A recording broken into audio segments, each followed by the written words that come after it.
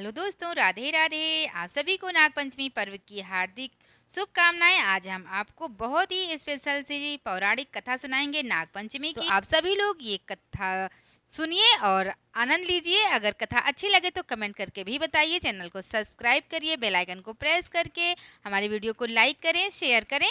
तो चलिए हम आपको प्राचीन कथा सुनाते हैं नागपंचमी की।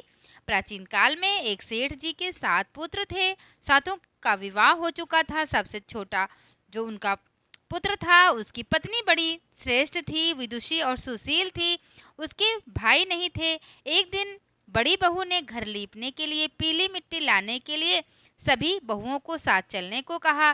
तो सभी डलिया और खुरपी लेकर मिट्टी खोदने लगी। तभी वहां एक नाग देवता निकल पड़े, जिन्हें देखते ही बड़ी बहू खुरपी से मारने लगी। यह देखकर छोटी बहू ने उसे रोकते हुए कहा, मत मारो मत मारो इसे, यह बेचारा निरपराध है। यह सुनकर बड़ी बहू ने उसे नहीं मारा। तब सर्प एक ओर जा बैठा और सोचने लगा कि छोटी बहू कितनी अच्छी है। छोटी बहू ने उससे कहा, हम अभी लौटकर आती हैं, तुम यहाँ से जाना मत। यह कहकर वह सबके साथ मिट्टी लेकर घर चली गई और वहाँ कामकाज में फंसकर सर्प से जो वादा किया था उसे भूल गई। दूसरा दिन हो गया। दूसरे दिन छोटी बहू को याद आया।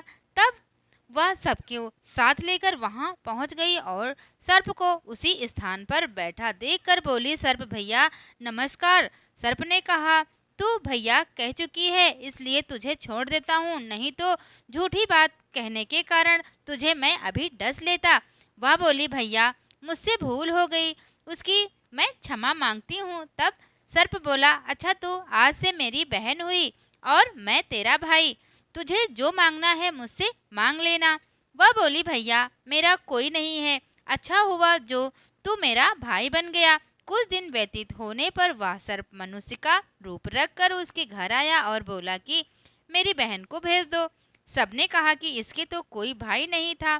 तो वह बोला, मैं दूर के रिश्ते में इसका भाई हूँ, बचपन में ही बाहर चला गया था कमाने के लिए।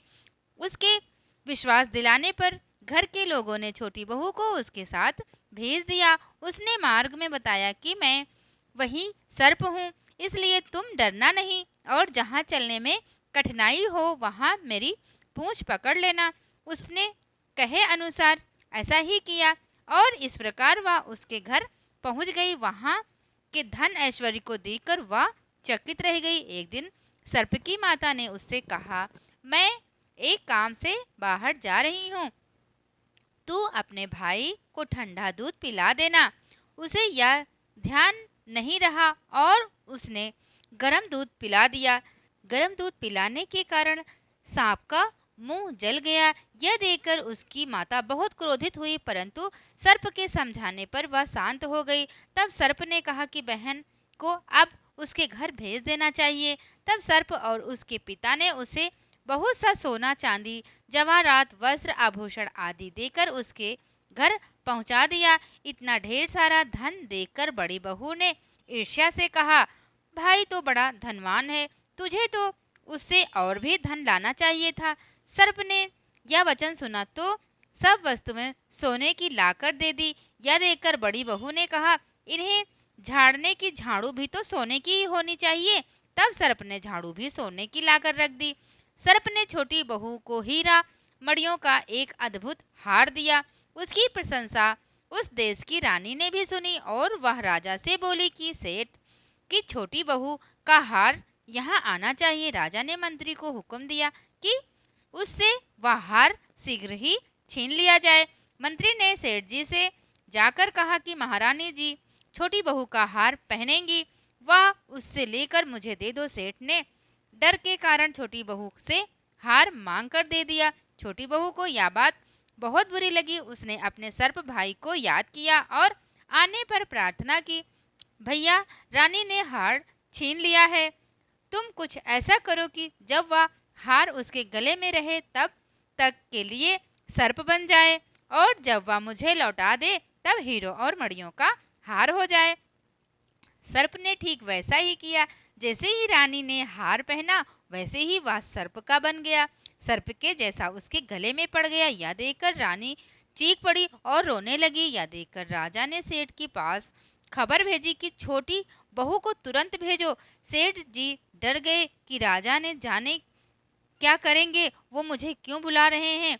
वे स्वयं छोटी बहू को साथ लेकर उपस्थित हुए। राजा ने छोटी बहू से पूछा, तूने क्या जादू किया है, मैं तुझे दंड दूंगा। छोटी बहू बोली, राजन धृष्टता क्षमा कीजिए, यह हार ऐसा ही है, ये मेरे गले में हीरो और मणियों का रहता है और दूसरे के गले में सर्प बन जाता है। यह सुनकर राजा ने वह सर्प बना हुआ हार उसे देकर कहा, अभी पहन कर दिखाओ। छोटी बहू ने जैसे ही उसे पहना वैसे ही वह हार हीरो और मणियों का हो गया।